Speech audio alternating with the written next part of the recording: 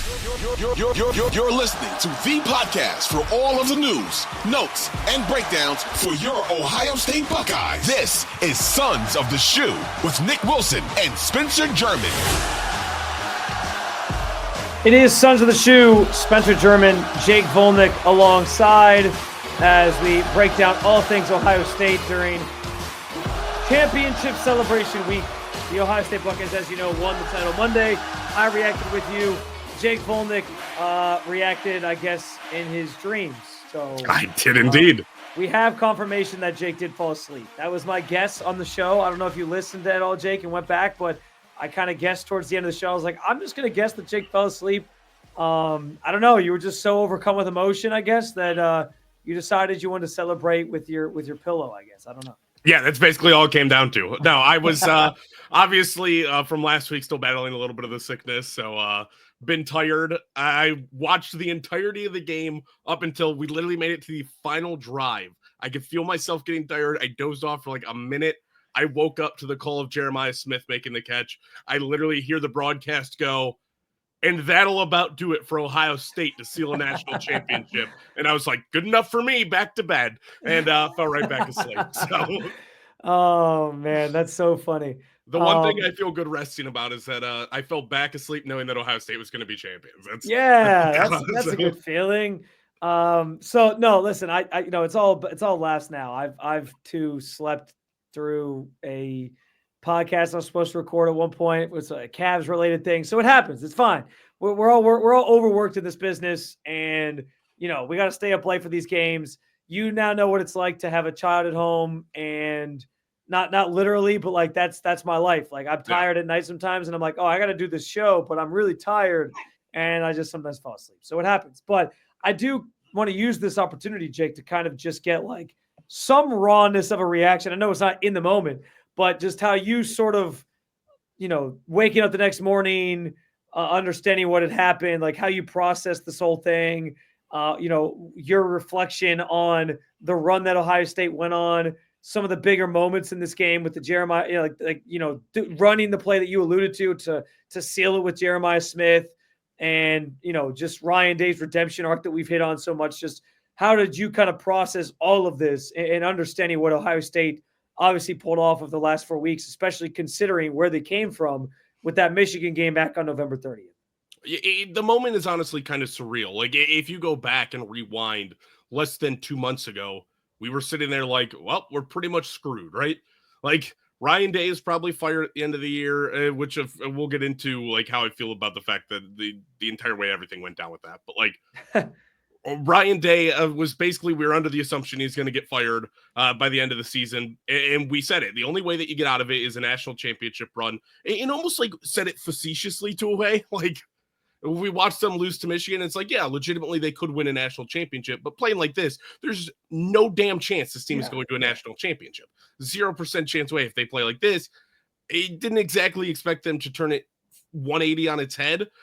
So yeah, watching them, you know, blow out Oregon, watching them take care of business against Tennessee, and all the way up until they pretty much had full control of the national championship from start to finish.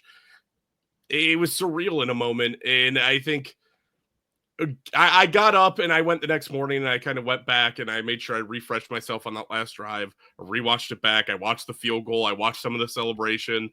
So, like, I took the time to sort of take it all in.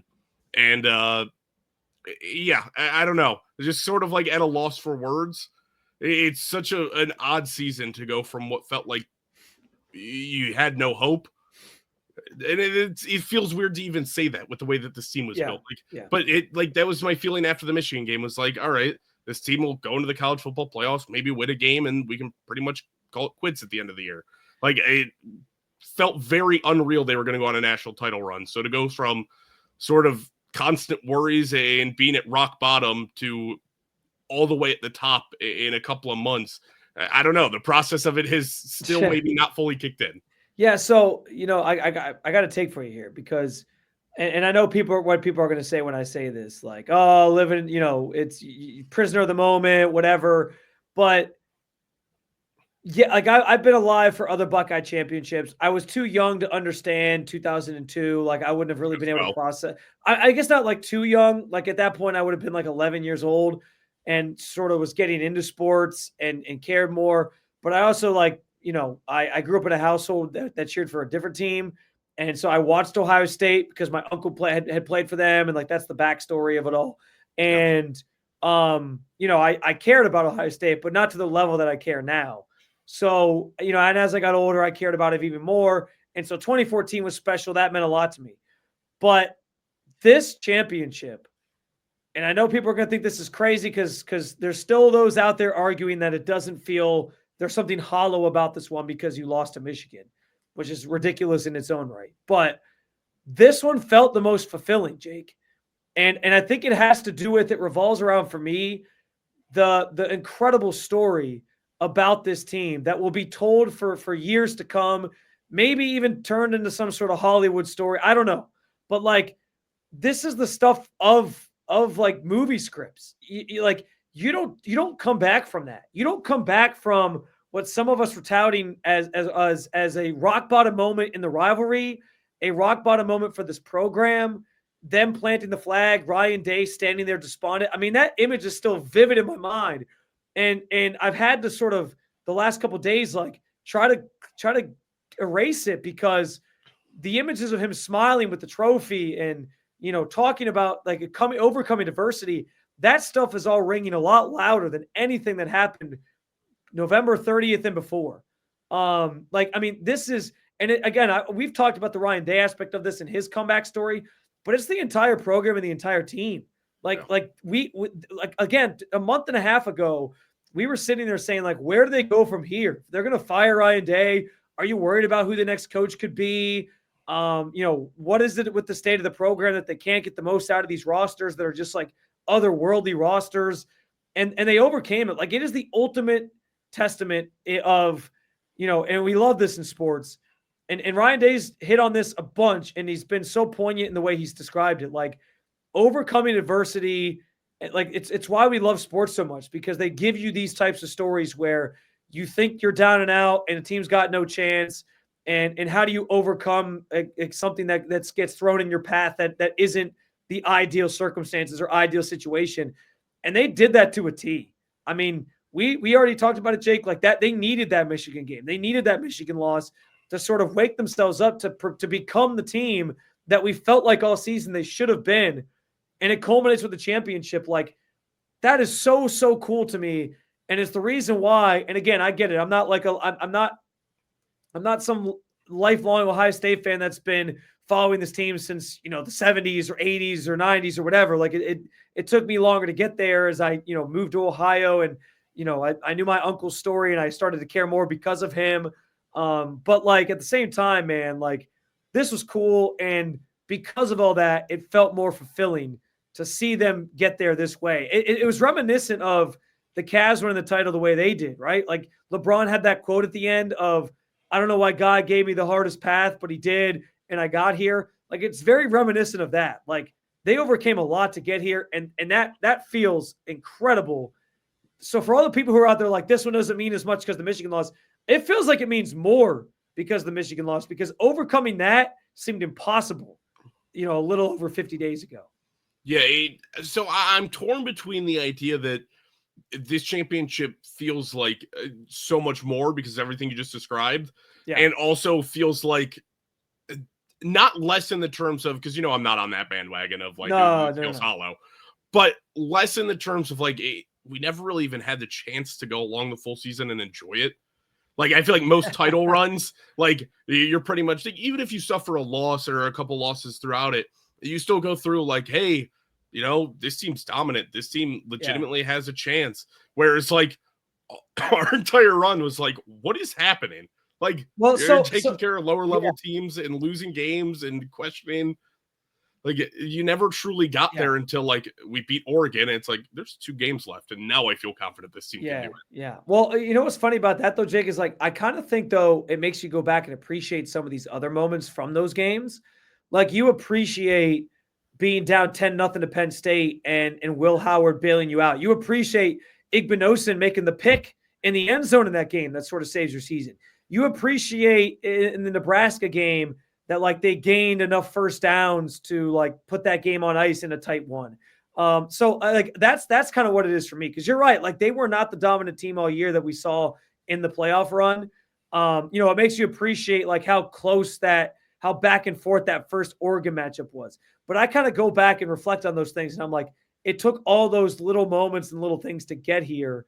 And so that's kind of where I guess I view how I view that. But I agree. I understand with what you're saying. Like it's hard to sort of process and understand like how they got here and why it wasn't like that all year. And you didn't really get a chance to enjoy it because you were stressed every single week.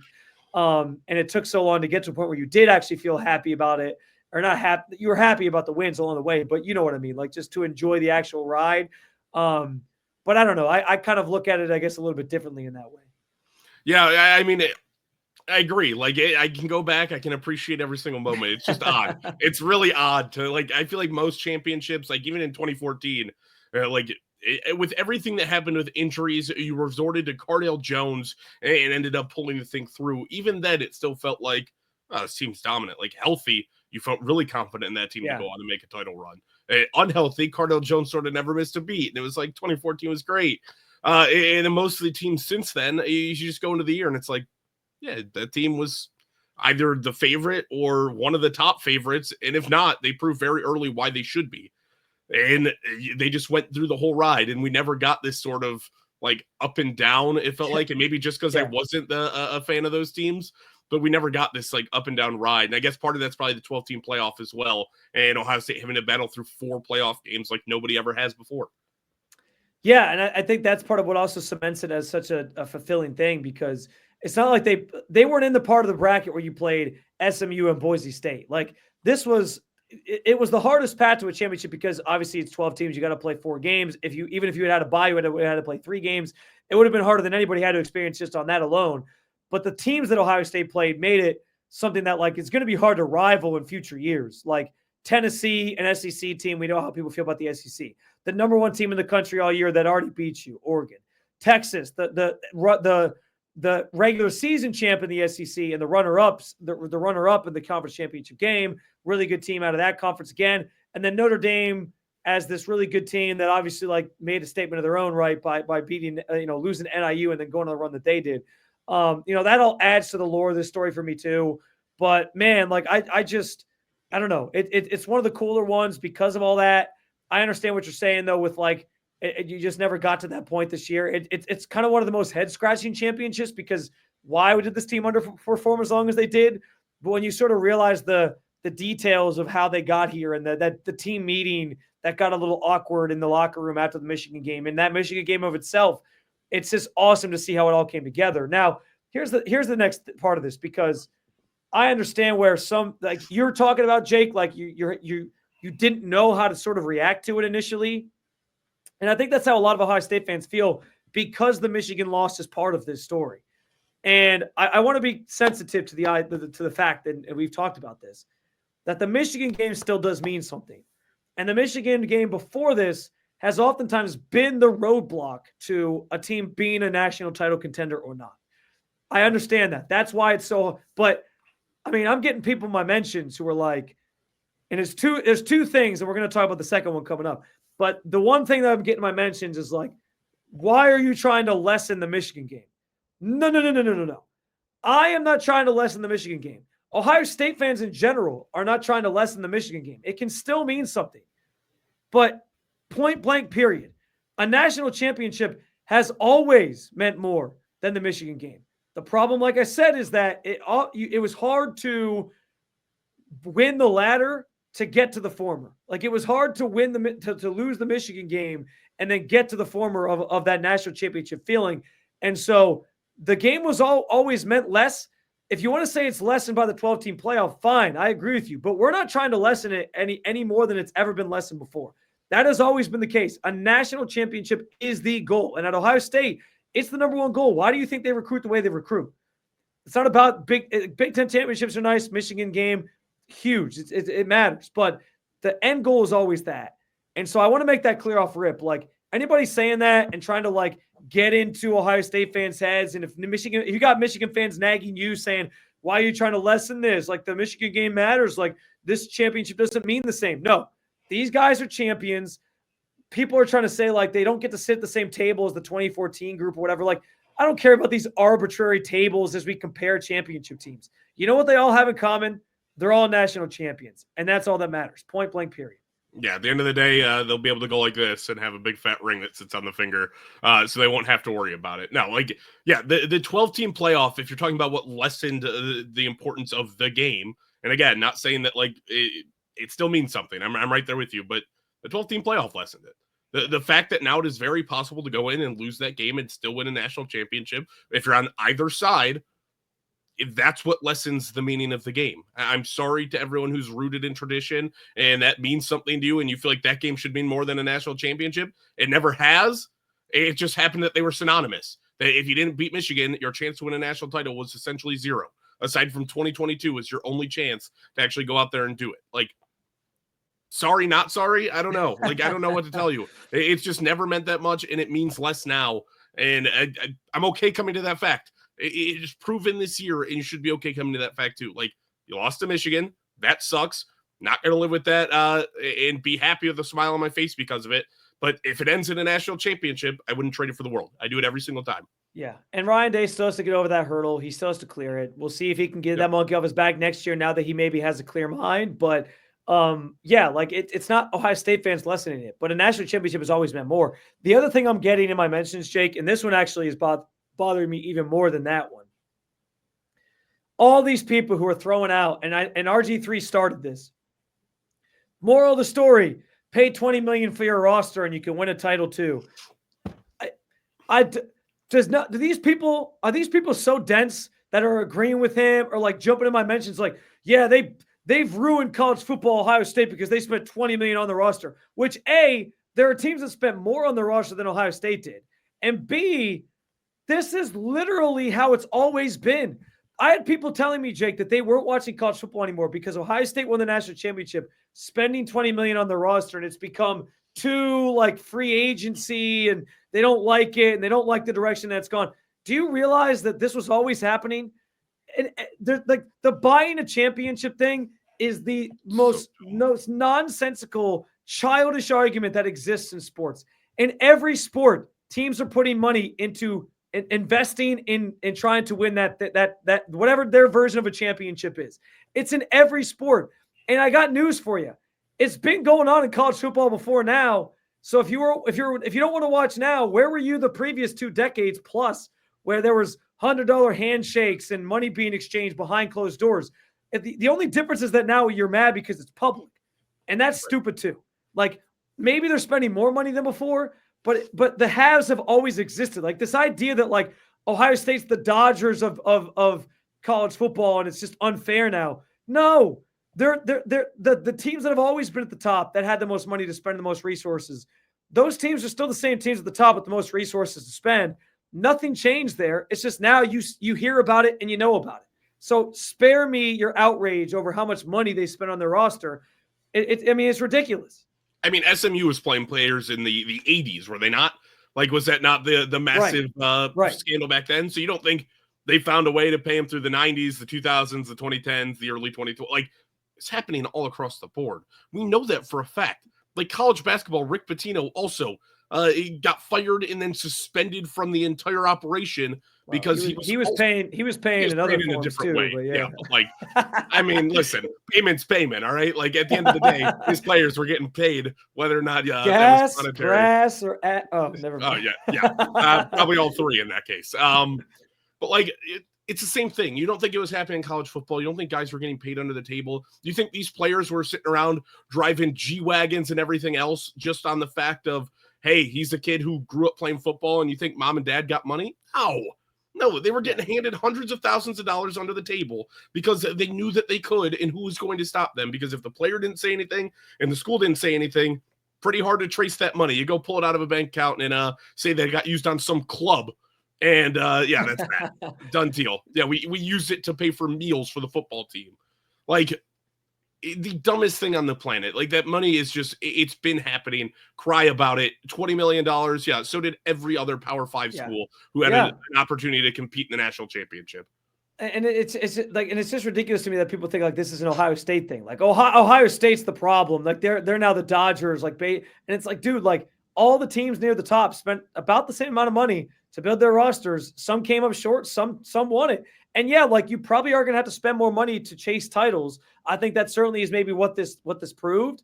But at the same time, like every team is spending some level of money to try to win a championship. And the nice thing about the NIL era is that like not all the prospects now get hoarded up by those top schools. You're going to have teams like SMU have a shot in the playoff because they might be able to get a quarterback for a couple years that they can pay to come in and like lead the charge, or a great running back like Boise State had to do something similar. Like the talent can be more spread out because teams are now able to spend more money and it's more transparent than it was before. And yeah, like there's always going to be the haves. They've always existed. But I'm okay with that if the have-nots now can level the playing field a little bit because they also are spending money to try to keep up. And that's kind of the beauty of it. Like this idea that it's worse now than it was before because these teams at the top are spending so much money, that's always been the case. NIL has at least tried to make it a little more competitive because you can't just keep and hoard all these prospects the same way Alabama and Ohio State and other programs used to do. Right. Bottom line right now is that like Jeremiah Smith has now won a title. And I'm not saying he's going to do this, but it's definitely on the table as something that could happen. Like, he knows what it's like to be a national champion. He'll always be able to hold that over somebody's head. If tiny school from the Midwest, I don't know, pick whoever you want. Like, if Rice wants to go out and dish out more money than Ohio State just to have Jeremiah Smith, like if that's what they put through their NIL and they're like, we're going out to have this guy and this guy only. If money talks to that player, money talks to that player. Like Ohio State can get poached just like every other school. Right. I'm sorry. Like they are on the table playing under the same rules as everybody else. And those rules are basically non-existent. It's pony up some money from your donors and you can pay whatever you want. Like that's the bottom line. Ohio State did it. Plenty of other schools did it. I don't even know why it's a conversation. It is literally a conversation because Ohio State's number got leaked before everybody else's number got leaked. And then nobody cared about the other numbers. That's what it came down to. Yeah, I think you're spot on with that. That's exactly how that went down. It's also funny that you brought up Jeremiah Smith and your little example there. Did you see the video of him after the game, by the way? Which video? The one where he was like doing that. He was holding up that fake ring, that big ring. And then he was like, national champs, baby. I'm going to do this two more times. I did see that. Yes. I was like, he corrected himself real quick. He was like, yeah, I'm not sticking around for 3 more seasons. I'm going to be here 2 and gone. Whether that's at Ohio State or somewhere else remains to be seen. But yeah, I'm not winning 3 rings. I'm only winning 2 more, hopefully. So yeah, that was really fun. He might have pulled out the Cardell Jones line of like, I'm just here to, I'm not here to play school. I'm here to play football. Yeah, exactly. How many more years you got there, Jeremiah? How many? So I think this is a good place to pivot to, as we talked about the redemption arc and all these different things. Like we were some of the most vocal, Jake, on this podcast of saying Ryan Day deserved to be fired after the Michigan game, and it was time to move on. I mean, shoot, I guess I can say shit. It's a podcast, but I even went as far as like that next episode after the Michigan game. The whole tagline of the show was Spencer has his pick for the next Ohio State head coach. And it was Marcus Freeman, ironically enough, who made it on the opposite side of the championship matchup. Do we, when I say we, I don't mean like just us specifically, but do people in general, do Ohio State fans who are out on Ryan Day owe him an apology of some sort in your eyes for what he was able to do and accomplish and leading this team to the championship? Yeah, you 100% owe Ryan Day an apology. Like, now I think that I was pretty reserved in the way that I went about it. I agreed. Like you were more Ryan political. Day, yes. I would say Ryan Day was as good as gone. And I said, bottom line, aside from getting to a national championship and winning a national championship, he'd be gone. Well, Ryan Day did exactly that. And that was, in my eyes, the redemption story, what he had to do to go do it. Did he redeem himself a little bit earlier than that, I think? Yeah, like by the time you beat Oregon, I think you were pretty much safe anyway, whatever. But like, if you were the one pounding your fist saying Ryan Day should be fired immediately following that game, like, yeah, you owe Ryan Day an apology. Like, you tried to rule the guy out before the most important part of the season, and he showed you that he's more adaptable than you could have ever imagined. He showed you that he's capable of winning a national title. Spencer, he is one of 5 Ohio State coaches in history to win a national title. And the first one, who was it from Ohio, which I found out was a kind of a cool stat. That's kind of interesting. But the first one from Ohio? No, the first one not from Ohio. Not from Ohio. Okay, I was going to say. I was like, sorry, did I say that wrong? My bad. I don't know. I might have heard it wrong. Either way. I'm not using my usual mic either. I'm just using my laptop mic, so it's probably not picking it up as clear. But anyway, continue. But yeah, like he is one of 5 coaches. Ryan Day became an Ohio State legend. Like it or not, he became an Ohio State legend, one of 5 coaches to win a national championship. That's legend status. Now, all he did was walk through the door. Like, he is the bare minimum. He was born on third base, yes. Right, yeah, no, totally. It wasn't like Urban was born on third base either, at least stepping it in terms of being a Buckeye. Like, oh, yeah, you basically walked in, took a team who was at rock bottom. Literally 2011 was hasn't rock every bottom. coach kind of been born on third base in that way? Like, they all took over a damn good program that's never really had drop-off coach to coach, which is kind of interesting. But yeah. Right. Like, Luke Fickell was the drop-off. That's what I'm saying. Like, Urban could not have physically done worse, and he walked into a team who was like, if you play well, everybody's going to love you. Oh, by the way, you're Urban Meyer. Like, yes, you were born on third base. Like, you got yourself to third base. Don't get me wrong. But in terms of, like, as a Buckeye, you're born on third base. Like, it's the dumbest thing. He is, again, cemented himself as an Ohio State legend. So if you're telling me that he doesn't deserve an apology when he went from 2 months, everyone pounding their fists saying fire him, to a bona fide Ohio State legendary coach, yeah, give the man his apology. Unreal. Well, so I'm an empathetic person by nature. So and it's funny because, like, I actually am kind of kicking myself now because I feel like I was one of the last people sort of standing by, going into this season on like I don't think Ryan Day's that bad. Like, just give him a chance. And sometimes these things take time. It's not always a linear progression. Like, it took Jim Harbaugh years to beat Ohio State. You know what I mean? Like, it takes time to get to a national championship. So this can be the year if he pulls it off with this roster. And then they lost the Oregon game, and that's where I started the turn. And the big thing for me was like, this guy's got to get it done on the big stage. Like, he's got to win those games. That's what Ohio State is about. It all goes back to the expectations for me. It's why I defended Ohio State fans with the lunatic fringe comments that Urban Meyer, that Kirk Herbstreit made. Because right. It's okay that Ohio State has those standards. And yes, a coach is going to be expected to live up to those. So the Oregon game is where I started the turn. And then they got to the Michigan game, and I was like, all right, like, everything is still in front of them. Great. Then they lose that game, and I dove in the deep end of the fire Ryan Day train. And so I'm kind of mad at myself because had I just been a little more patient, I could have been on the other side of this and sounded like the smart person in the room or the smart person on this podcast, which is clearly Jake in this case. So one of a few times. I'll take it. But I dove in. And so here's what I'll say. I apologize to Ryan Day because I got it wrong in terms of him not being able to get to this point. I thought that ship had sailed, and I thought like there was no coming back from that moment. And he surprised me. He proved me wrong. He did. And that's why he deserves the apology, because he showed just how, you use the word, adaptable he can be. And the way they approached the aftermath of that game, changing as a coach, listening to his players, having some real heart-to-heart conversations, and then using that to ride it to a championship. He showed me that he showed me he was adaptable before the season too, by like handing off play calling duties. He showed me in tight spots in these games, like the narrative that he can't beat good team or the top teams anymore. That's gone. I think he's like back to 500 now after this run that they went on this season. They beat the number 1 team in the country based on the last college football playoff. I think like number 2, number 5, number 8. Like I forget what it was. And then in total for the year, they beat like 6 of the top 10 teams this season, because they beat Penn State, obviously, at one point. They beat Indiana at one point. So, like, just a remarkable feat for Ryan Day. And, yeah, like, I don't regret what I said necessarily, because I thought in the moment, like, that moment defined him. That's who he is. There's no coming back from this. But his ability to change and adapt and and learn and get to this point was on full display. And so I will apologize to Ryan Day, because I was wrong about the type of coach. I think he is a good person with his players and a good recruiter. And clearly they love the guy, because you hear the stories about that team and how he really cares about those players. And he's maybe not as crazy as somebody like Urban. And so I've always thought that about him. But from a standpoint of a coach, I was wrong about him.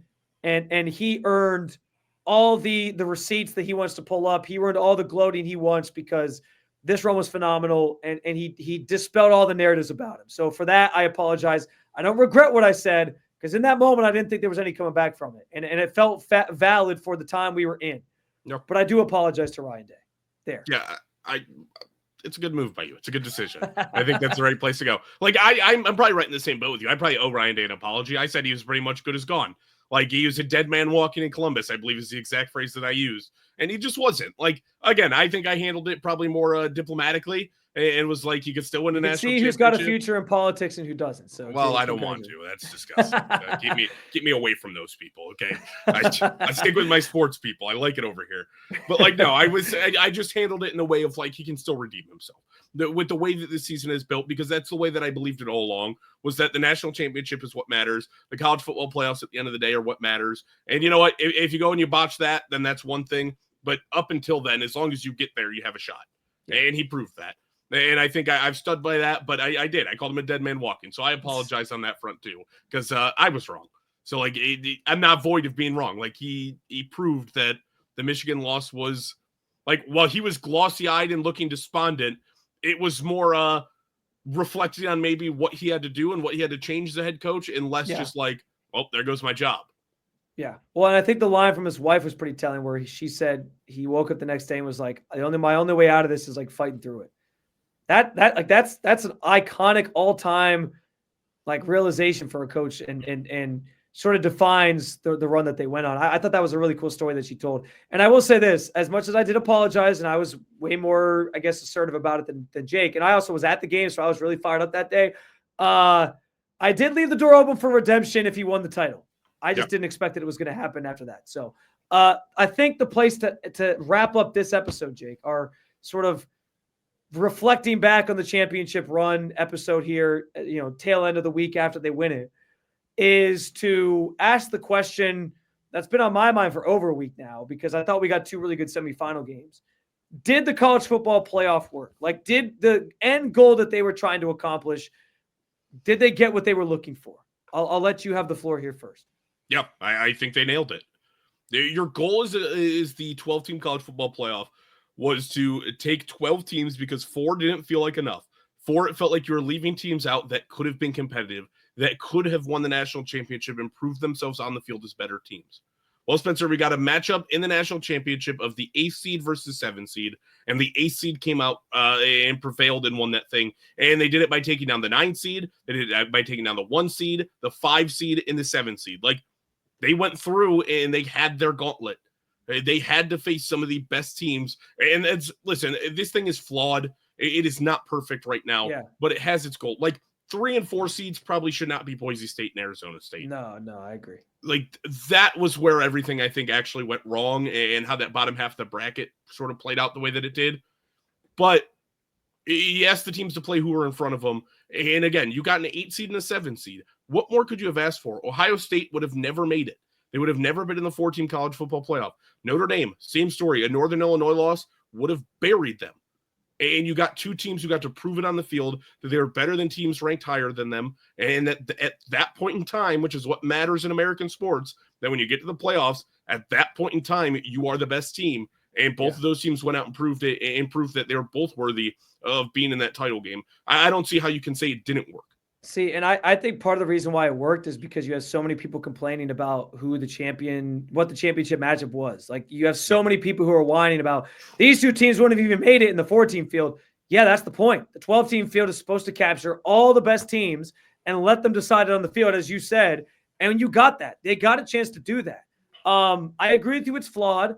But the sole purpose of, like, we want to make sure the best 4 teams are in there somewhere, that was accomplished, and it played out that way. I thought the fact that you got, by nature of like the semifinal games both being really, really good games, close games, that proved that it worked, because you got your best teams at the end.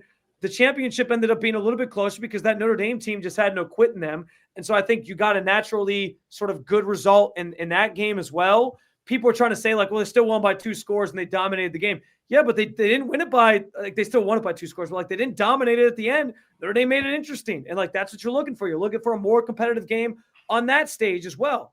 The one thing missing was we didn't get like any major upset.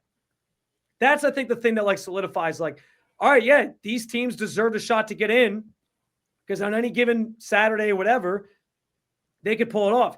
We actually almost had it with Arizona State and Texas. Right. That one came pretty close. But even that game was a testament to like, yes, see, some of these teams that you don't think are worth a damn actually can compete on this level. So I think I'm not going to say it was successful in spades because, like we said, there's things they need to fix. Next year, you just got to seed it based off of what the ranking is. But and you get in based off your if you win your conference, you get an auto bid. I think that's the easiest way to sort of resolve that issue. But yeah, I think if the main goal, and I've said this, is let them decide it on the field and give some of these teams that try to make a claim to being not having a chance to win a title, give them a shot. I think you accomplished that, and I think you came out with the team that ultimately was the best team, getting it together at the right time and winning the championship game. Yeah, I don't again, you got them to prove it on the field, and that was your main goal. Yeah. Like after last year of having the debacle with Florida State, I'm of the belief that they should not have been in the 14 college football playoff. Should not have been there because they had no chance to win without Jordan Travis. But I do think that it's just wrong that they didn't get a chance to prove what they had afterwards, right? Like that team was undefeated. They had never lost a game and they didn't get a chance to be national champion. They earned the right to at least prove it. Yeah. Exactly. Like I don't think they would have had a shot. Like they would have gotten blown out of the water. But you have earned the right to go out and try to prove it. Like you don't see teams in American sports go undefeated and then not have an opportunity to win a championship. Yeah. Like that's just blatantly wrong. And that's what the 12-team playoff kind of fixed. Because it's like, okay, there's no way that we don't call an undefeated team, no matter who's playing quarterback at that point, a top 12 team in the country. And it's hard to leave them out. And it's like, okay, do we really want to blow out only, one of 3 college football playoff games? Like, no, we want good products on the field. But when you get the span of a 12-team playoff, that now we have the opportunity. That's true. And again, you got to see it this year. You say we didn't have a massive upset. From a Vegas perspective, no. Ohio State was an 8 seed and Oregon was a 1 seed. That's a massive upset. That's true. Yeah. That's true. From a seeding standpoint, that's a massive upset. Yeah. Like I said, I think it accomplished the main goal. If you want to say it lessened the regular season and all that, I get it. That's 100% true. But that was going to be the case with any sort of playoff expansion anyway. Again, those games still matter. Those games still matter to Bama. Bama got left out with 3 losses. So the regular season still matters to a degree.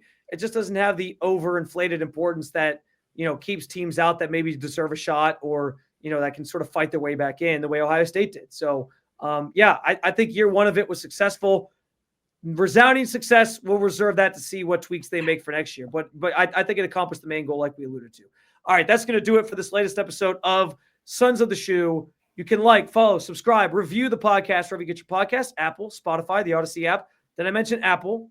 And, of course, the 92 Through the Fan YouTube channel where you can see our faces, interact with the podcast in the comments section. Let us know your thoughts on anything that we discussed today.